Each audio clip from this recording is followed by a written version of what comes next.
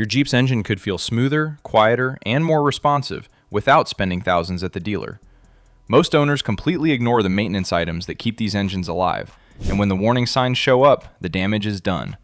So today, I'm showing you 12 maintenance mistakes quietly destroying Jeep engines, and the simple fixes that can make yours run like brand new. Let's start at number 12, your engine mounts. Most people skip this one entirely. They don't even know engine mounts can wreck an engine. On the JK Wrangler, the JL Wrangler, and the WK2 Grand Cherokee, Jeep used hydraulic, fluid-filled motor mounts that leak their internal damping fluid as they age. Once that fluid leaks out, the engine starts rocking 2 to 3 inches under throttle. Owners on the JL Wrangler forum have measured it with their own eyes. So what does that mean for your engine internally? That rocking shakes the accessory drive, cracks exhaust manifolds, accelerates valve cover gasket leaks, and creates a tick that sounds exactly like the famous Pentastar rocker arm tick.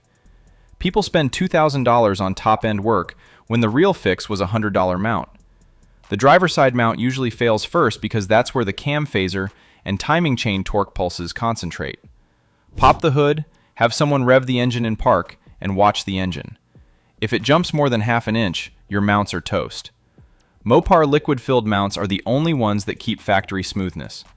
The aftermarket solid rubber options like Brown Dog will fix the rocking, but they'll send vibrations straight into the cabin. That's the trade-off. But fixing this protects everything downstream, which leads us directly into number 11. And that brings us to number 11, your coal drains. This is the most skipped item in every maintenance video on YouTube, and it directly kills engines on Wranglers, especially the JK and the TJ. Your Jeep has small drain holes in the cowl, that black plastic strip at the base of the windshield. Leaves, pine needles, mud, and clay clog those drains. Then water overflows into the HVAC blower vent, into the cabin footwells, and worst of all, down onto the throttle body wiring harness and the alternator behind the engine. Here's what happens next. Your JK Wrangler suddenly throws a service electronic throttle control message. The dealer charges $800 for a new throttle body. The light comes back 2 weeks later. They throw a new PCM at it. Light comes back. The Wrangler forum has an entire pinned thread documenting this exact problem.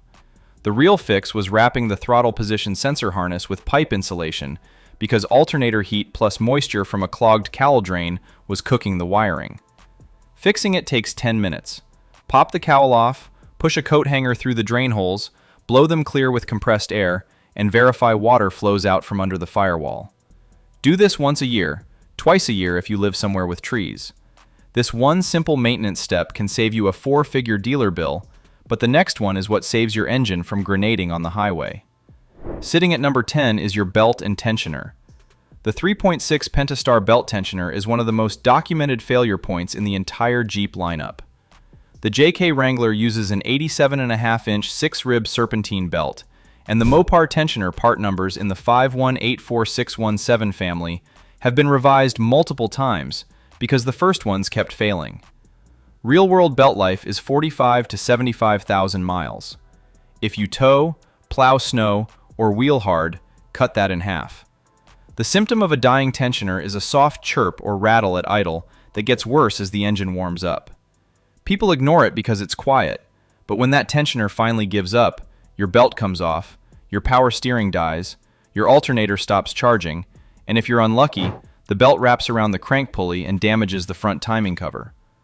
On the 5.7 Hemi in the Grand Cherokee and the Durango, same story. Belt, tensioner, and idler pulley at 90,000 miles is cheap insurance. Now here's the dealer trick. On a JK 3.6, you have to remove the cold air intake assembly just to access the tensioner. That's why dealers charge $300 for what's a $40 part. Do it yourself with a long breaker bar and a 15mm socket, and you'll save yourself a fortune. But the next item is one that 9 out of 10 Jeep mechanics will straight up lie to you about. Before we get to the next one, if you actually want your Jeep to last, that's exactly why I created my ebook, The 500,000 Mile Jeep Blueprint. It's the complete maintenance system I wish every Jeep owner had from day one.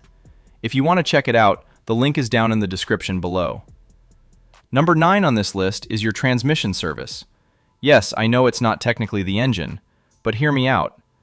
The transmission directly affects engine load, engine heat, and engine longevity. and the lifetime fluid label on your Jeep is a marketing lie.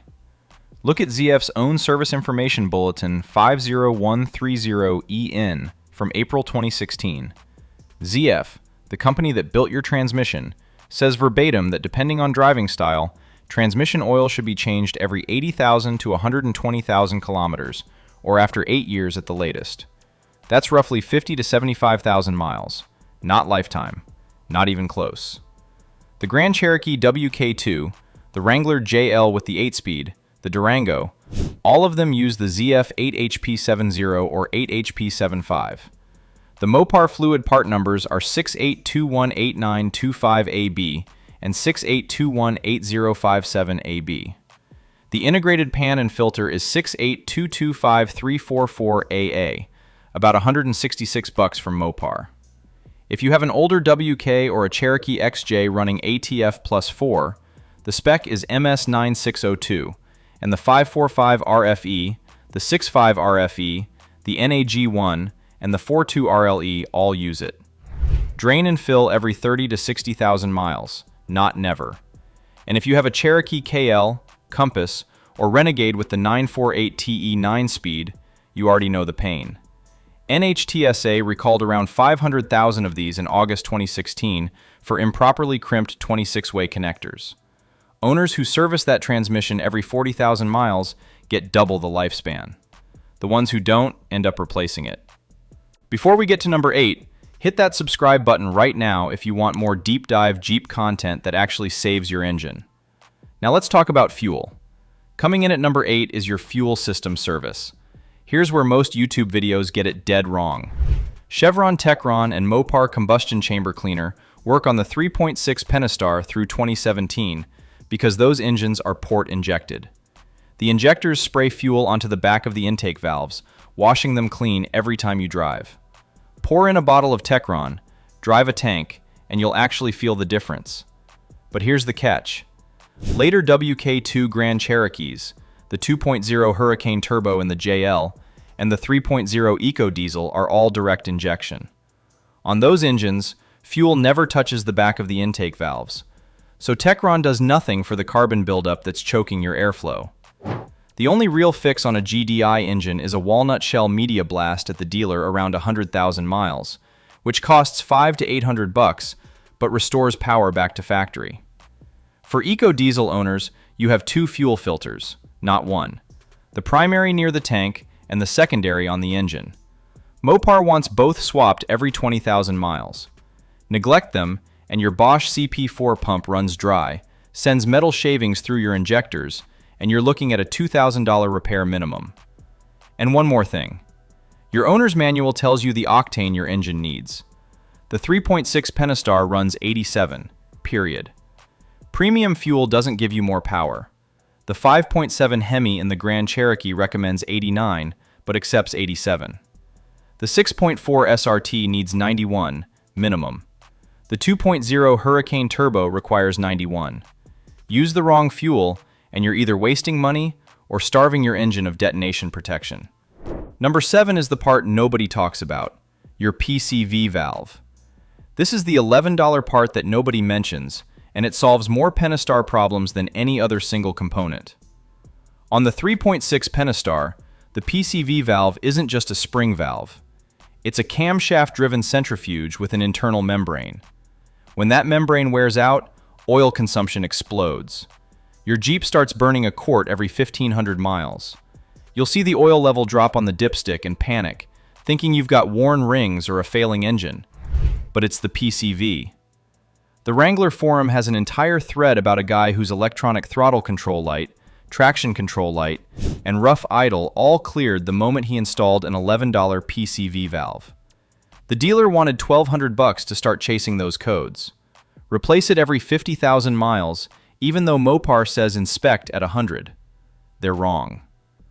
On the 4.0 inline 6 in the XJ, TJ, and old WJ Grand Cherokee, the PCV is hidden at the rear of the valve cover under the upper intake. A stuck PCV builds crankcase pressure and blows out your rear main seal. That's a $1,000 transmission out repair caused by a $5 valve. On the 4.7 V8, The rubber elbow at the rear of each valve cover splits with age, and people misdiagnose this as worn rings for years. Inspect those PCV components every oil change, replace them at the first sign of wear, and you've solved a problem that costs other owners thousands. Stepping up to number 6 are your MAF and MAP sensors. Here's a fact that will save you $400 if you own a Pentastar. The 3.6 Pentastar doesn't have a MAF sensor. It never did. It's a speed density engine. It only has a MAP sensor on top of the intake manifold. So when you see a YouTube video telling you to clean your Pentastar's MAF sensor, ignore them because they don't exist. What you do need to know is the P0171 and P0174 code combo. Those are the dreaded lean codes that show up on the Pentastar, usually after someone does a spark plug job. The cause, in order of likelihood, is a bad intake plenum gasket leak from the plug job, a failed MAP sensor, a worn PCV, or low fuel pressure. 9 out of 10 times it's the plenum gasket. But on the 4.0, the 3.7 PowerTech, and the 4.7 V8, you do have a MAF sensor. Clean it with CRC MAF cleaner only. Never use brake cleaner. Never use carb cleaner. Those leave residue or strip the protective coating off the hot wire element, and you'll be buying a new sensor for $200 instead of cleaning the old one for $10. And on the 2.0 Hurricane Turbo, when you see those lean codes, check your charge air hoses for cracks before you blame any sensor. The hose is almost always the culprit. Number 5 might surprise you. Your air filter. Mopar says replace your air filter every 30,000 miles. For a stock road Jeep, that's accurate. But if you wheel your Jeep, have it. If you live on dirt roads, have it again. Off-road dust is the silent killer of MAF sensors, and over time, of cylinder walls themselves. And here's the unpopular opinion. K and N oiled filters are one of the leading causes of MAF sensor failure on every MAF-equipped Jeep. The oil from the filter migrates downstream and coats the hot wire element. Multiple Wrangler forum threads warn about this. Stick with a dry paper filter from Mopar, Fram, or Wix, unless you've got a custom tune calibrated to compensate. For JK and JL owners running a snorkel, pay extra attention. The airbox to throttle body boot loves to crack at the snorkel mount point, and once it cracks, you're sucking unfiltered air straight into your engine. Inspect it every oil change. It takes 30 seconds. The next item is the one I see Jeep owners destroy more often than any other component. Now we get to number 4, your throttle body. Carbon builds up on the butterfly valve and around the throttle body bore over time. You'll feel it as a hesitation off idle, a rough cold start, or a stumble when you punch the gas. Clean it with CRC throttle body cleaner only, not carb cleaner. Carb cleaner strips the Teflon-like coating off electronic throttle bodies, and once that coating's gone, you're buying a new throttle body for $400. But here's the trick everyone misses. Before you clean it, disconnect the battery for 15 minutes. If you skip this step, the ECU loses its idle learning calibration, and when you start the Jeep back up, you get the dreaded Service Electronic Throttle Control message. The Jeep goes into limp mode. Then you're stuck driving to the dealer who charges you to reset the adaptation values that you could have reset yourself for free. After cleaning, reconnect the battery, start the engine, let it idle for 10 minutes without touching the gas pedal so the ECU can relearn idle. Then drive normally for 50 miles. That's it. The Jeep will idle smoother than it has in years, throttle response sharpens up, and you avoid the limp mode trip to the dealer.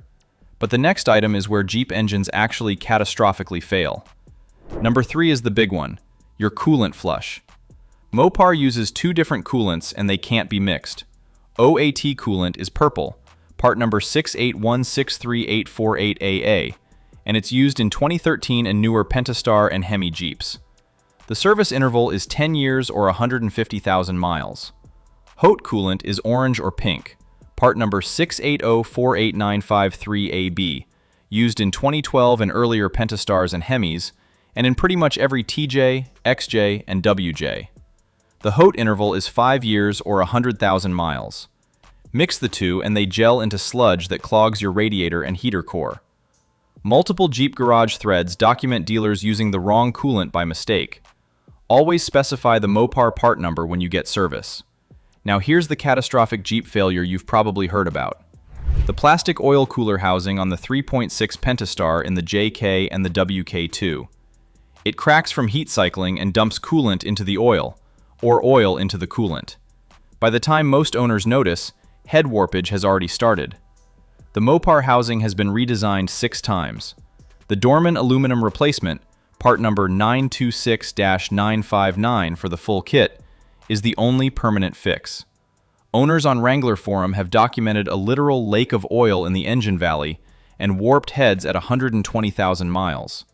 Replace this housing proactively with the aluminum unit before it fails. It's a $400 repair instead of a $4,000 one. And on the old 4.0 inline 6 in your Cherokee XJ, your TJ Wrangler, and your old ZJ, that legendary motor will run forever, as long as you never overheat it. Number 2 is the most important, your oil and filter. This is the single most important thing on this list, and it's also the one Jeep gets wrong the most. The Chrysler M S6395 oil specification is the only thing that matters for any gas Jeep engine from 2011 onward. Mobil 1 has historically not been on the M S6395 approved list for many SKUs. Pennzoil Platinum and Shell Helix Ultra are the factory fill.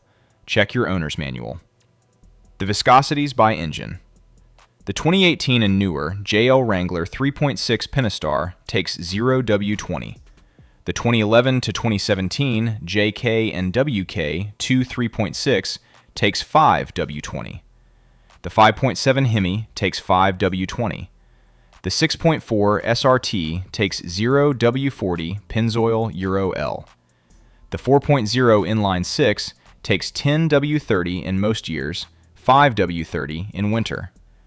The 3.7 PowerTech takes 5W30 in early years, 5W20 from 2008 onward. The 4.7 V8 takes 5W30. The 2.4 Tiger Shark takes 0W20 full synthetic. The 3.0 EcoDiesel needs 5W40, meeting MS 10902 or MS 12991, depending on the generation. And ignore the 10,000-mile oil life monitor. Change your oil every 5,000 miles. The Pentastar is sensitive to oil aging because the entire valve train runs on oil pressure. Aged oil equals tick. Tick equals dead rocker arms. Dead rocker arms equal a wiped camshaft. The chain goes fast. One more thing. When you torque the plastic oil filter cap on the Pentastar, 18 foot-pounds is the absolute max. Some sources say 8 is safer. Over-torque cracks the housing, and you'll be paying for number 3 a lot sooner than you wanted. 2/3 of all 3.6 oil leaks start with a guy who cranked down on the oil filter cap with a 1/2-inch ratchet. Now we're down to number 1. And finally, sitting at number 1, your spark plugs. This is the job that defines 100,000 miles for every Jeep on the road. The 3.6 Pentastar uses Mopar SP149125 AD plugs gapped at 43 thousandths, torqued to 13 foot-pounds, plus or minus 2. The 12mm shells will stretch if you go over 15. The 5.7 Hemi has 16 plugs, 2 per cylinder, NGKLZFR5C-11, gapped at 43 thousandths, and the torque spec is the most disputed number in Hemi service history. The service manual says 13 foot-pounds. NGK says 18 to 21. Field consensus splits the difference at 15. Don't use anti-seize on either of these plugs. NGK explicitly says no. The 4.0 inline 6 uses Champion RC12 ECC plugs gapped at 35 thousandths, 27 foot-pounds, every 30,000 miles for copper or 100,000 for platinum. The 4.7 V8 has 16 plugs, 20 foot-pounds every 30,000 miles. The 3.7 PowerTech, the 6.4 SRT, every engine has its own spec and you need to look up yours. But here's the big one. The 2011 to 2013 Pentastar left cylinder head misfire. If your Wrangler JK, your Grand Cherokee WK2, or your Liberty throws a P0300 misfire code, or P0302, P0304, or P0306, you might be sitting on a free new cylinder head. Chrysler issued Warranty Bulletin D-14-12 in June 2014, followed by Service Bulletin 09-002-14 Revision B, extending the left cylinder head warranty to 10 years or 150,000 miles on 2011 to 2013 Penastars. The root cause was undersized cooling passages drilled into the left head, which let the exhaust valve seats overheat, burn, and lose seal. FCA's Doug Betts told Automotive News the affected population was about 0.5% of all Penastars built, which works out to roughly 7,500 engines. If your VIN qualifies, the dealer replaces the head for free. Most owners don't know this and pay out of pocket. Don't be that owner. And finally, the 4.0 tick. It's the most misdiagnosed sound in Jeep history. 7 out of 10. That tick is a cracked exhaust manifold, not a lifter. Spray soapy water on the manifold at idle and watch for bubbles. If you see them, you found your problem. A $30 manifold gasket and a $150 manifold will fix it. The other 3 out of 10 times, it really is the lifter, and that's a deeper repair, but you need to know the difference before you spend money chasing the wrong fix. So there you go, 12 things that can quietly destroy a Jeep engine if you ignore them. Which one surprised you the most? Let me know down in the comments. If you enjoyed this video, subscribe for more deep dive Jeep content. And if you want to see another mistake most Jeep owners never catch, click the video on your screen right now. See you there.